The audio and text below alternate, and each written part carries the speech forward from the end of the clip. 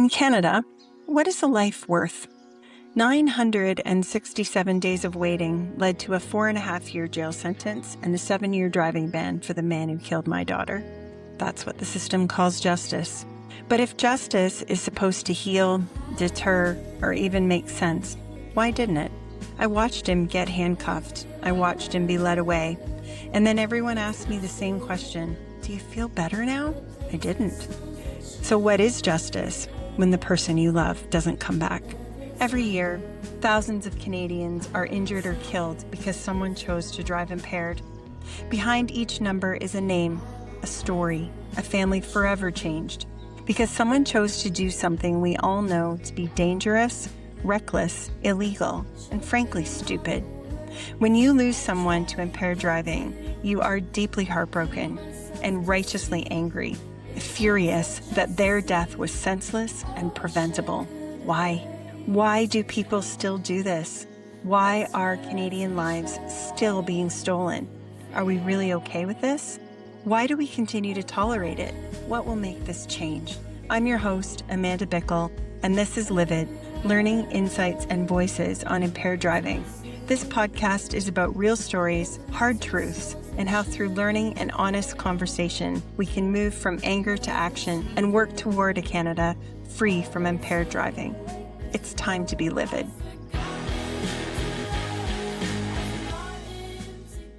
LIVID discusses impaired driving, traumatic loss, grief, and the justice system. Some content may be emotionally difficult, especially for those personally impacted by these issues, and so listener discretion is advised. The views shared on this podcast are personal and educational in nature and are not legal, medical, or professional advice. Where legal cases are discussed, details are shared responsibly and based on publicly available information or personal experience, and nothing shared here is intended to prejudice ongoing proceedings. Our goal is awareness, understanding, and change. On March 12, 2026, Abbey's killer was sentenced to 4.5 years in prison. I attended court. I watched him being handcuffed and taken away to prison.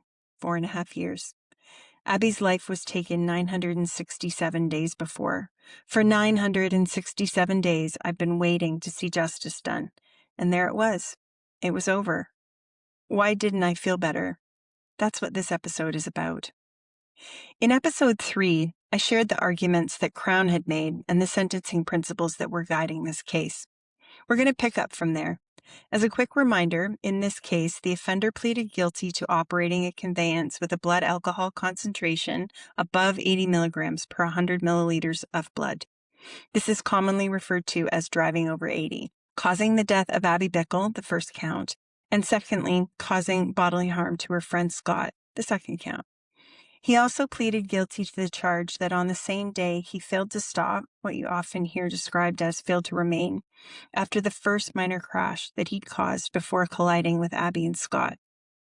Of the 6 sentencing principles from Section 718 of the Criminal Code, denunciation, deterrence, separation from society, rehabilitation, reparation, and responsibility, the ones that are relevant in this case are denunciation and deterrence.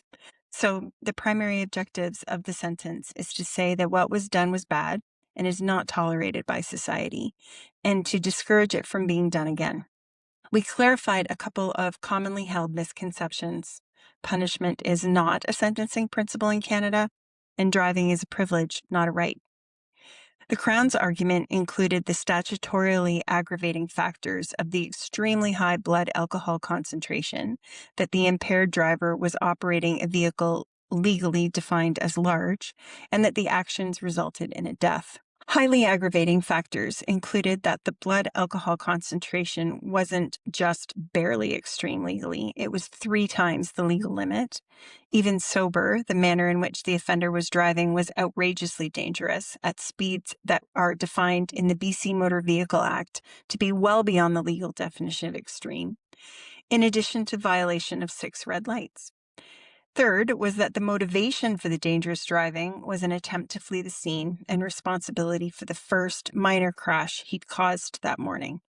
The final aggravating factor was the offender's driving record, which includes a history of 9 speeding tickets, 1 for excessive speeding, 2 tickets for driving without consideration for others, and 1 for running a stop sign. He lost his license twice in the period from 2011 to 2012. He has 5 non-moving violations. Granted, most of this happened a decade ago. So this is aggravating, but not highly so. Crown artfully shut down the notions that prison would ruin the offender's life or turn him into a hardened criminal. He also provided case law to show that the collateral consequences to the offender's dog from the inability to care for the dog while in prison was not material to consideration. Yeah, that one still gets me. Crown's summary of the case held that the offender has an extremely high moral culpability because all of this happened out of selfishness and lack of responsibility, that being heavily intoxicated does not reduce his culpability. In fact, it makes things worse. That even though the offender claims he's unable to explain the actions, it is not that they are inexplicable. And since it is my favorite quote from this part of the proceedings, I'll remind you that in describing the choices of the offender that morning, Crown Counsel said, "They are horrible choices of a person putting their own convenience and self-interest ahead of the law and public safety and killing someone as a result."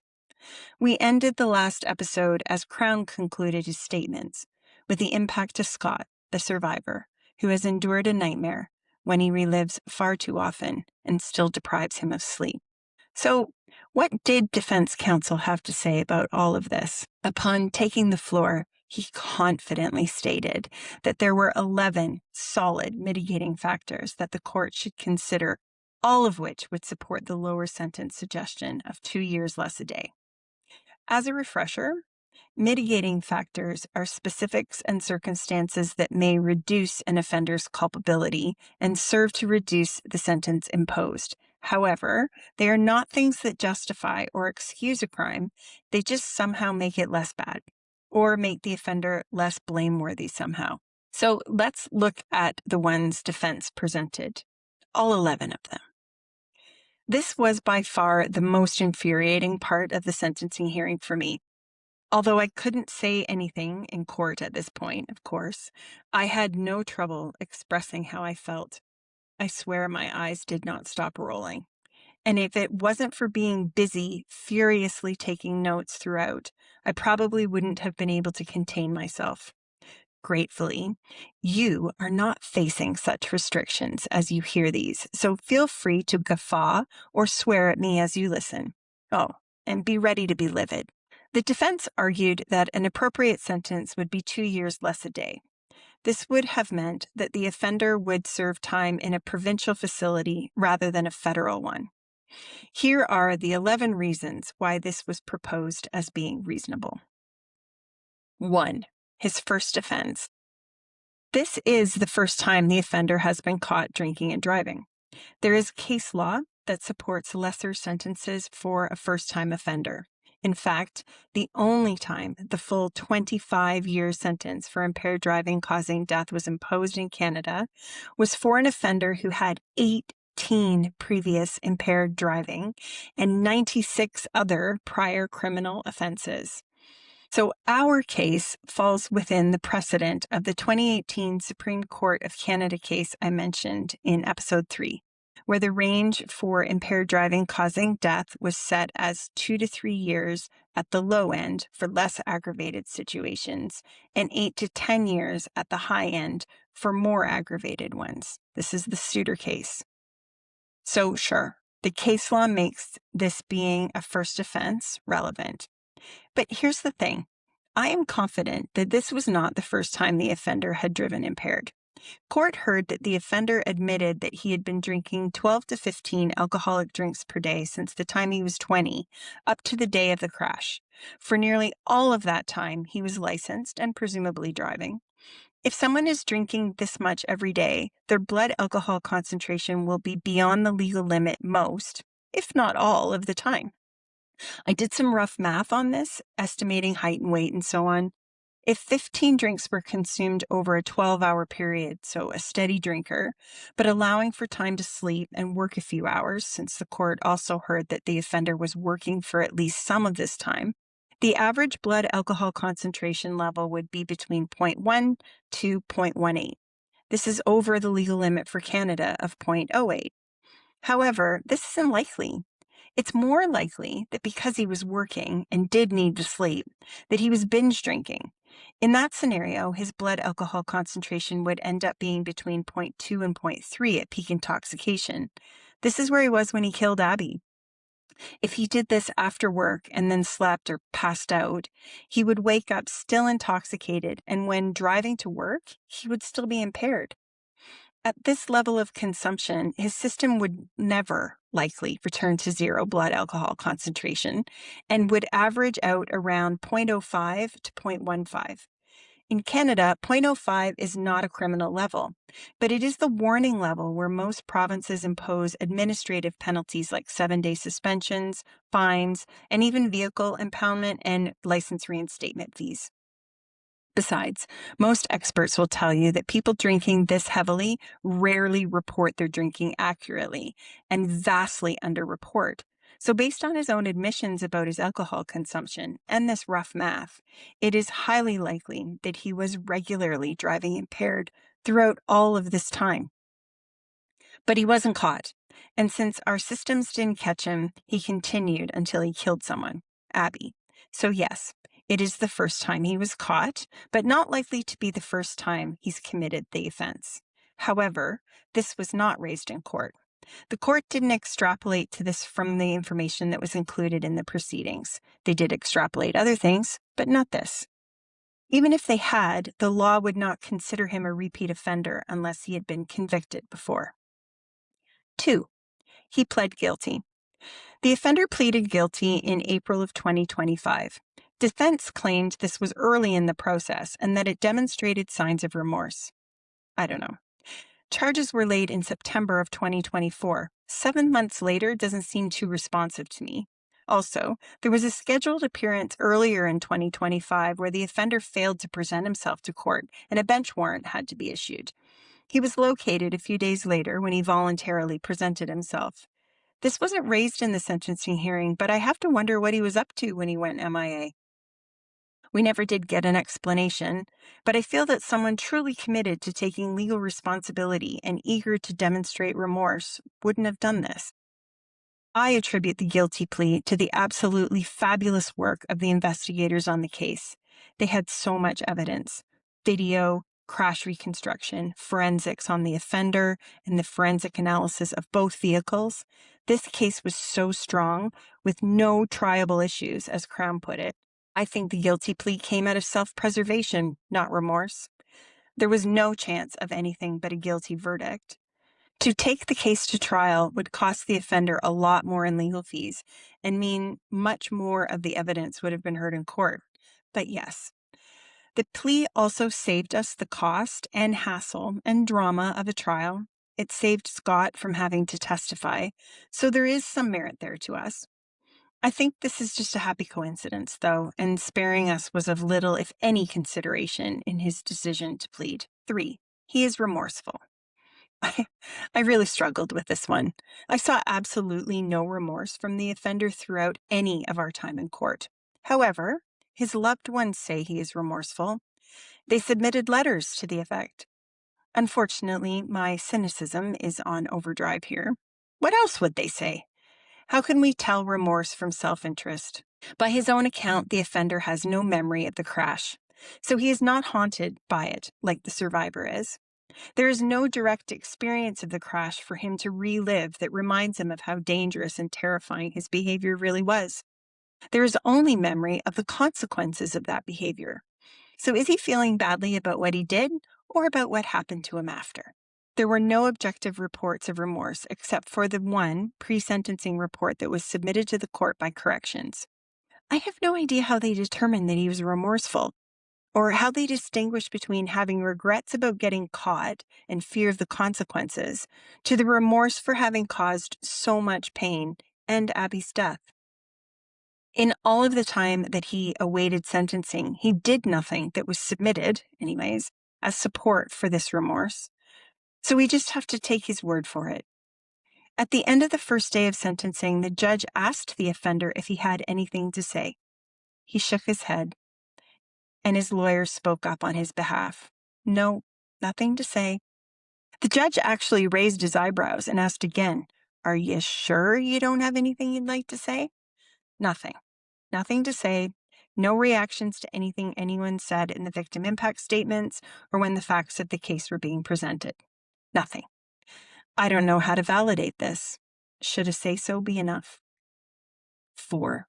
He is a person of pro-social character. To make sure my rant was justified for this one, I looked up the definition of pro-social character. From positivepsychology.com, I found that pro-social behavior involves actions intended to benefit others, fostering social connections and community well-being. Aside from letters of support from friends and family, there was nothing presented by defense counsel to support this claim. To the contrary, the court had already heard that the offender had been unemployed since before the crash and was drinking very heavily daily. We also heard that since the crash, he has retreated to a rural property outside of the Lower Mainland and has been isolating himself. He has not worked in the 2 years and 8 months since the crash. There were no letters of support from organizations he volunteers with, employers he's worked for, clubs or sports teams he's a member of, community groups where he even attends. Nothing was presented to support this other than letters from friends and family.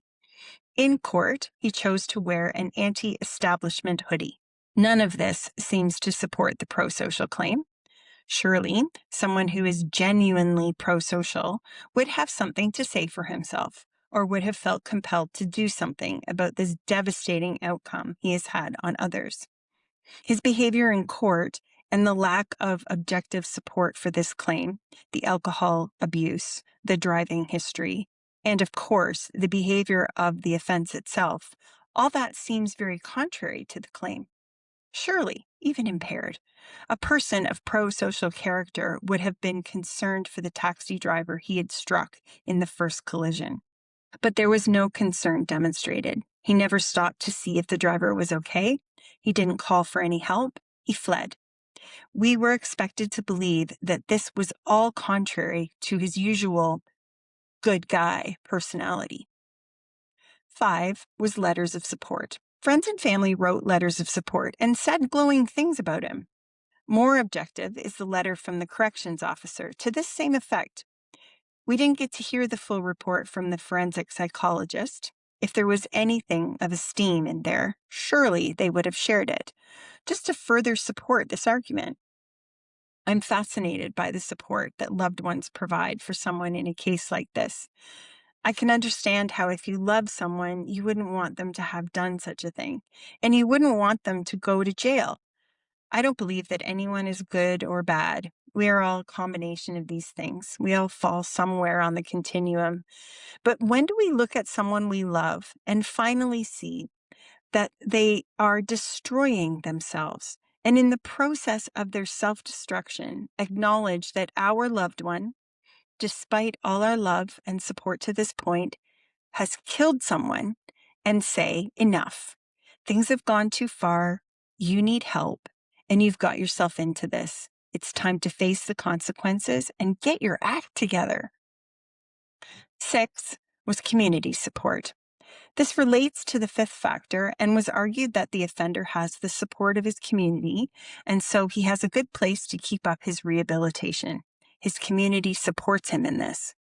Again, no examples were provided as to what this support looks like, so I was left to my imagination. In my estimation, his community is complicit in Abbey's death. They supported a decade of alcohol abuse and at best never successfully intervened. At worst, contributed to the alcohol culture that normalized this behavior. The friend he was drinking with on the night before he killed Abbey certainly didn't support pro-social behavior. He didn't cut the drinking off. He didn't make him stay, take his keys, call 911 when he left the hotel room where they had been. Since the offender was unemployed at the time of the crash and didn't work in all the time since, perhaps they meant he had financial support. Whatever. This didn't seem like much of a mitigation to me. 7. The undiagnosed mental health disorder. This one caused me serious concern when it was raised. The forensic psychology report that was requested by defense counsel when the guilty plea was made found that the offender had a previously undiagnosed alcohol use disorder. This is a recognized mental health disorder. In some cases, for some offenses, a mental health disorder can be a mitigating factor. Should be. However, Crown Counsel countered this claim by clarifying that just because the offender was unaware of his addiction, it doesn't change the fact that he admitted to awareness of his behavior, that he drank 12 to 15 drinks a day, and that he drank daily. It also doesn't preclude his awareness of the legal blood alcohol limit for driving, nor that driving while having a blood alcohol concentration higher than 0.08 is criminal. These are things all drivers are informed of when licensed. So while he was addicted to alcohol, and there is a recognized compulsion to drink, it does not follow that this also created a compulsion to drive. Crown Counsel also suggested that the addiction could be considered an aggravating factor, as the addiction could increase the likelihood to reoffend. Although it was suggested, the point was not pressed, and it wasn't added to the Crown's argument as an aggravating factor. Instead, it was suggested that this was neutral. Despite this making perfect sense to me, I was terrified that this would be the technicality that would give him an out. I was also terrified of the precedent that this would set if the judge acknowledged this as a mitigating factor. What would that do to all impaired driving cases going forward? After all, how many impaired drivers have alcohol use disorder? Likely many. This felt really dangerous. The other aspect of this one was that the offender claims to have never taken another drink since the crash. Not one. He claims he has been entirely sober since sobering up that fateful day. This was supported by letters from family and friends. However, it was also stated that the offender had been living in a very isolated and withdrawn way. Can they really know? But Crown Counsel chose to address the claims by referring to case law rather than put the letters of support under scrutiny. He cited cases where offenders had letters of support from addiction treatment professionals to substantiate their sobriety claims. None of these were presented for this offender. 8. One and done. In his efforts to suggest that the likelihood of Abbey's killer to reoffend was low, the defense counsel said that the offender had really learned his lesson, that he will never do this again, and this was his one and done. I'm serious. One and done. That's a quote. Abbey was his one and done. It flowed off his tongue as if it was perfectly natural that we, as a society, would be perfectly okay with the notion that an innocent person should be sacrificed to give this good guy his chance to learn his lesson. Abbey paid for his lesson with her life. It wasn't her lesson at all. Just like the defense counsel never mentioned the name of the taxi driver who was hit, he never mentioned Abbey either. I know that it is his job to present things in a way that favor the offender's position, but this was uncalled for. It was cruel. It was vile. It was unnecessary. It was unprofessional. And I found it telling. It speaks to the common narrative around impaired driving that suggests the behavior is just a tragic mistake. Impaired driving is not a mistake. It is a choice. It is a choice to behave in a criminal way. It is criminal behavior. It is not reasonable to expect a pass for your first killing. We wouldn't expect it if Abbey had been killed in any other violent way. We wouldn't even expect it if Abbey had been killed through some sort of negligence. Why does society treat impaired driving as if it is just a thing that happens and we all have to accept it? Why should there need to be a one? How come we can't expect none and done? The vast majority of us have managed to decide that driving impaired isn't something we're going to do, and we managed to arrive there without having had to kill someone to see the light. One and done. Wow. Just wow. 9. Employability. Because the offender had worked in construction and as a pipe fitter, defense argued that he is a low risk to reoffend, and therefore this should be mitigating. However, in the arguments around the development of the alcohol use disorder, defense also shared that it was the offender's experience being employed in the oil patch and the alcohol culture there that led to his mental health disorder. So great, he's employable. And where he works is being blamed as the root of the problem. Yeah, it doesn't seem to me like returning there is a good idea. Also, he was unemployed at the time of the crash and hadn't worked since, so that drive to work and be responsible and so on seemed pretty weak to me. 10. Possible civil proceedings. At no point have any of the victims nor their families begun civil proceedings. In British Columbia, ICBC is a public insurance system and it has no-fault insurance. This basically means that there are standard benefits for specific types of crashes, and it is only in rare cases that a civil suit is even possible. So in most cases, costs related to rehabilitation for survivors of motor vehicle incidents, income replacement, vehicle replacement costs, death benefits even, are predetermined by ICBC and are paid to the victim through their own insurance. However, for the impaired driver, it is another story. Driving while impaired is a breach of the insurance contract, and so the impaired driver is not covered for the expenses related to their injuries, their recovery, lost wages, or vehicle replacement, and so on. Also, impaired driving is one of the circumstances that does allow for civil proceedings. A civil case can't begin until the criminal one is complete. If a civil suit were to proceed, ICBC would not cover the settlement because the impaired driving nullified any liability insurance that the impaired driver had on their policy. So aside from the satisfaction of making the offender go through the civil process, why would any of us put ourselves through it? The guide doesn't work. There was no talk of the challenges of trying to keep up with mortgage payments or anything. So where would any money come from, even if there were a successful civil suit? But hey, put that out there. 11. Media attention. On July 19, 2023, the day of the crash, several media outlets reported that there had been a fatal collision at the corner of Hastings and Willingdon in Burnaby. No names were released. This is typical because the public is curious about what caused their regular commute to be completely shut down.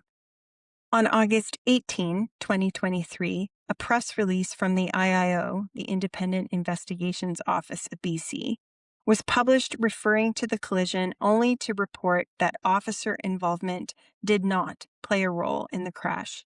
Again, no names were included. In September 2024, on the day charges were laid, CTV News covered the story. I was interviewed. Several other news outlets picked up the story and published in print. A press release was issued by the RCMP to announce that charges had been laid. CTV News also covered the story in April of 2025 when the offender pleaded guilty, again in February of 2026 after the sentencing hearing, and in March of 2026 when the sentencing decision was made by the court.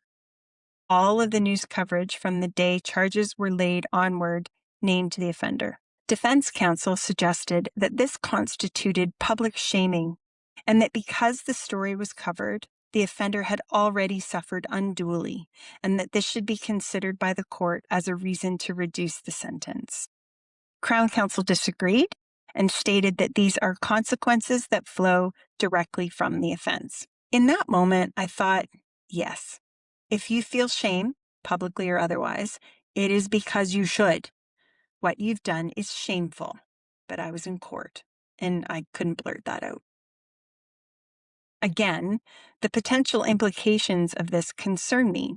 Although I hadn't released this podcast at that point, I was planning on it. I had been applauding myself for my restraint thus far. While court proceedings are happening, victims are told regularly that they cannot disclose anything for fear of having a negative impact on the fairness of the court process. This is another instance where the needs of the victims are supplanted by the needs of the offender. When Abbey died, we all knew that it was because of an impaired driver. However, we couldn't say that because it hadn't yet been proven in court. So, at her celebration of life, where her entire community came together from across the globe, we couldn't tell them what had happened. In that moment, when the loss was new and the tragedy raw, that was the moment to have the greatest influence on future behavior. While everyone was actively grieving, that was the time to say, and you know what? She's gone because of an impaired driver, so please, in Abby's honor, let's all pledge to never ever drive impaired. That's when people needed it. When Abbey died, people wanted to help, but no one knew what to do. Everyone could have been comforted by doing this small but powerful thing, but we couldn't. We couldn't give them the comfort of doing something meaningful. We couldn't give ourselves a glimpse of good that would result from her death. We had to keep the secret. When we set up the Abbey Bickell Memorial Fund and were choosing causes for it to support, we decided not to include anything related to impaired driving so that no one could accuse us of alluding to the cause of her death. When I had spoken with the media, I was extremely careful not to disparage the offender. In fact, even when directly asked to comment on him, I didn't. I kept all of my comments about Abbey, about her loss, and about impaired driving in general. There was so much I had wanted to say. Clearly, here we are.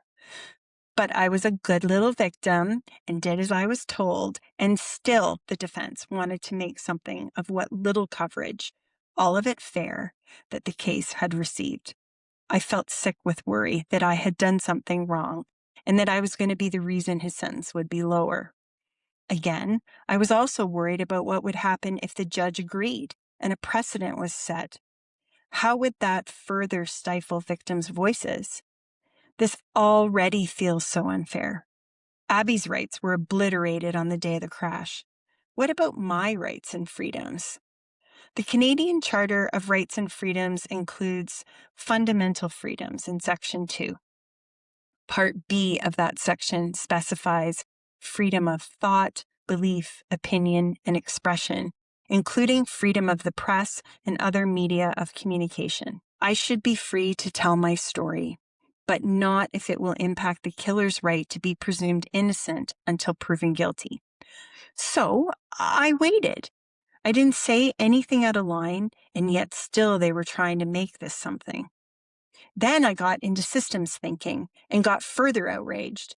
If the experience of offenders in the criminal justice system, charges, pleas, and sentences, aren't shared with the public, then how are the objectives of deterrence and denunciation supposed to be achieved?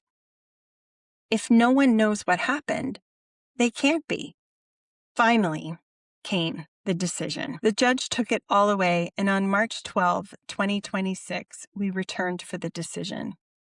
We listened as the judge summarized his takeaways from all that had been presented and all of the documentation that accompanied the file. Much of what he said was naturally a repeat of what we've already gone through, but the parts that stuck out most to me were these. He described Abbey. He had clearly read all 21 victim impact statements and from them created a beautiful tribute to the person he now understood she was from all those who had loved her. I knew then that we had done so well and that each and every voice was critical to his getting to know her as best he could. Hearing her acknowledged by the court brought tears of relief. He talked about Scott, too. Scott chose to submit his victim impact statement but not read it in court, and I admired how the judge respected Scott's privacy while still acknowledging the very grave consequences of the offender's actions on Scott's life. I was grateful to hear that only 5 mitigating factors were noted. These were the things that Crown Counsel had also noted as mitigating and included that there were no prior impaired driving offenses on record, the offender had pleaded guilty, the pre-sentence report and support letters conveyed acceptance of responsibility and genuine remorse. He has the support of his family, and he had reportedly stopped drinking. The judge didn't mention the role of the media, so the freedom to speak remains. He also spent significant time on the case law against alcohol use disorder as a mitigating factor. Essentially, alcohol use is an essential element of a charge of impaired operation of conveyance, and while alcohol use disorder may have contributed to impairment, the driving was voluntary. He supported his decision by reviewing relevant case law. In all of those details, I realized how important it is that each and every case be so thoroughly considered. This is because of the parity principle, which is included in the Criminal Code, Section 718 2B, which says, a sentence should be similar to sentences imposed on similar offenders for similar offenses committed in similar circumstances. Ultimately, in explaining his decision, he said that in addition to the very high blood alcohol concentration and the egregiously reckless driving behavior, the involvement of a large vehicle, as well as the consequences of the crash, the suggestion of defense counsel for 2 years less a day was simply not enough. So for the count of impaired operation of a conveyance causing death, he pronounced a sentence of a 7-year driving prohibition and 4 years in jail. For the count of impaired operation of a conveyance causing bodily harm, there was again a 7-year driving ban and 3 years in jail. And on the third count of fail to stop after accident with person, he pronounced a 6-month jail term and a DNA order. Practically, this amounts to a 4.5-year jail term and a 7-year driving prohibition, because the impaired driving sentences are to be served concurrently. So the 4 years for impaired driving causing death and 3 for impaired causing bodily harm will be served at once. The extra 6 months is for the failing to stop, and that is to be served consecutively. The driving ban begins immediately, so while he is in jail, the offender is also banned from driving. The inconvenience of this will happen after he is released for the balance of the time of the 7 years that remains. And then court was adjourned, and the offender was handcuffed and taken by the sheriff to begin his sentence. He looked as he always had, expressionless, maybe a little pale. So has justice been served? When I posted the sentence to social media to let family and friends know what had happened, the comments suggested that most people didn't think so. But there are many different kinds of justice. From a procedural justice perspective, I do believe that we have seen a good outcome. The investigation was thorough, professional, and flawless. I truly believe that is what led to the guilty plea. It also contributed to the sentence because that good work made the case solid, and there were no triable issues with it. That meant no places for there to be any doubt about what had happened or who was responsible. Not every case works out like this one, but this one did everything that it was intended to do. Our Crown Counsel was also thorough and professional and did his job extremely well. Again, I attribute this result to his efforts. The judge was also professional, attentive, and skilled, and delivered a compassionate, sound, well-supported decision.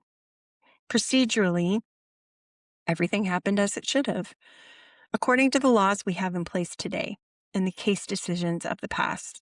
This was all procedurally fair, unbiased, and transparent, so procedurally just. I'm incredibly grateful for this element of justice. Far too many victims and their families don't get even this. In this way, we were very fortunate. But it is the only form of justice that has been served. Distributive justice involves the fair distribution of assets, benefits, or more importantly in this situation, burdens. The offender has borne the burden of the criminal justice system since the crash and will do so throughout his sentence. Although 4.5 years was the imposed sentence, he is unlikely to serve anywhere near that. He is eligible for full parole after serving 1/3 of this sentence, and eligible for day parole 6 months prior to that. So after 365 days of jail time, he could begin day parole, and after a total of 548 days, he could be on full parole. He will have to endure a 7-year driving ban, but even that he can shorten with some effort. And since it is concurrent to his jail sentence, he's only inconvenienced for the latter part of it. We have also borne the burden of this process. It took 967 days for us to learn the sentence served will likely be only 365. In addition to the judicial burden during that time, we have had to cremate Abbey, hold a celebration of life, close her estate, and deal with the bureaucracy of settling her affairs. We packed up and gave away her things. We endure every significant and insignificant development in our lives in her absence, and we have been grieving, struggling to find a way to return to a life that is missing her. Abbey was 22 years old, with an average life expectancy of 82 years. She lost 60 years, 21,900 days. Every day that anyone who loves her lives, they will carry the burden of her loss. This imbalance in the burden is tragic. And this doesn't consider financial burdens or health burdens, which are also woefully imbalanced. Retributive justice is about providing proportionate punishment to wrongdoers for their actions. But we don't have a punishment system in Canada. We don't call it the penal system. We call it the Correctional Service of Canada. The direct outcome of the criminal behavior in this case is that an innocent and random person has lost their life. A second was seriously injured in a life-changing way.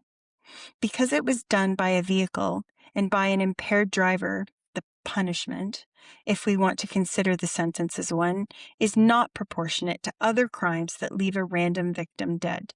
For example, the average sentence for manslaughter in Canada from 2018 to 2023 is between 6 and 7 years, whereas the average for impaired driving causing death is only 4 to 6 years. So it matters how you kill someone. The proportion is also well off for what Abbey lost of her life to what the offender will have impacted on his. I can't begin to imagine how offended Abbey would feel to learn that her life was worth so little to our society. Restorative justice is finding a way to repair the harm caused by a crime and meet the needs of both victims and offenders. There was no restorative justice in this result. Nothing can bring Abbey back to us. Nothing can take away what Scott has had to live through. But that doesn't mean there is nothing that could be done to reduce or help with the harm. However, there is nothing in this result that does anything for any of the victims of this crime. There may be elements that support repair of the harm for the offender. He may be able to receive counseling or other support for his alcohol use disorder while in custody or things like that. But this result isn't for victims. Finally, I return to the objectives of the sentencing process as they were outlined in court: deterrence and denunciation. This sentence was set with those goals in mind, to keep people from doing this, both the specific offender from reoffending and to deter others from doing the same. Then it was to send a message that this behavior is unacceptable to our society, that we as a society take the crime seriously. These are the same objectives that have guided all sentencing decisions before it, the precedent case law. But this is a colossal failure. If these sentences were deterring people from driving impaired, this crash would not have happened and Abbey would still be here. If this was working, impaired driving would not still be the leading cause of criminal death and injury in Canada. Way back in 2011, Abbey was 10 at the time, the Department of Justice of Canada published a report that indicated the recidivism rate for impaired driving in Canada is notably high, with studies showing that up to 57% of offenders are reconvicted of a similar offense. The average time for a convicted impaired driver to reoffend is just under 5 years. And research indicates that the severity of the initial sentence does not deter reoffending. If we had heard them, if we had connected the dots then, if we had made the changes then, our society would have saved Abbey and thousands of others. But we chose not to. If the denunciation goal were being achieved, the social pariahs would be the people who insist they are okay to drive after just a few, rather than the ostracized who dare to suggest they make a different choice. Imagine you're at a social event. Someone has had too much to drink to drive safely. You know it. You see it. You speak to them privately, asking them to make another choice. They assure you they are fine. You speak to others in their party, asking them to also intervene. Some do, most won't, and still the impaired person insists they are fine.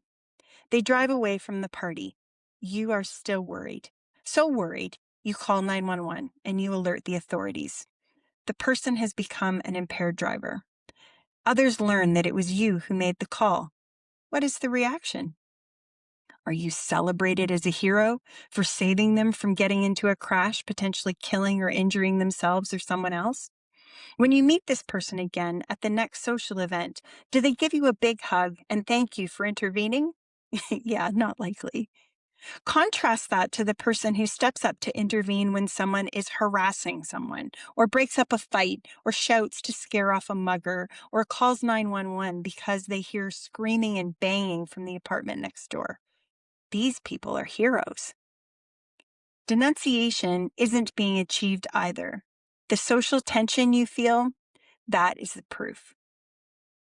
Neither the deterrence nor the denunciation objective is being met, and yet our criminal justice system continues to proceed on the basis of precedent, prioritizing the parity principle to protect the objective of treating offenders consistently over the clear evidence that what has happened in the past has failed to serve the needs and priorities of society. In our court systems, we keep doing the same thing and expecting a different result. This is insanity. So how do you feel? Was justice served? What should justice look like? What would solve this problem? Thanks for listening. This episode was written and produced by Abbey Bickell. Music by Emily Gordon. All rights reserved. I want to thank everyone who has reached out to support my efforts here. So many have asked how they can help. You can help by sharing this episode. In this way, you can help change the conversation about impaired driving in Canada. To honor Abbey's life, you can help by choosing never to drive impaired, to speak up when you see someone about to drive impaired, and to call 911 whenever you see someone you suspect of driving impaired. Together, we can make the world a little safer for all of us. If you'd like to check out the references for this episode, you can find them in the description. I've also got them posted to the podcast website at www.lividpodcast.ca. There, you can explore to find other episodes and learn more about me and Abbey. You can also find the LIVID podcast on Facebook, Instagram, YouTube, and in the streaming services where you have your other podcasts. With each follow, subscription, and like, the podcast has more potential to reach others through organic search. If you think the messages of LIVID can help to change things on impaired driving in Canada, please take a minute to like, follow, subscribe, and share it with people you think might want to listen or join the conversation too. That will also make sure that you hear when the next episode is available, so you can find out what I've learned next. Thank you for listening.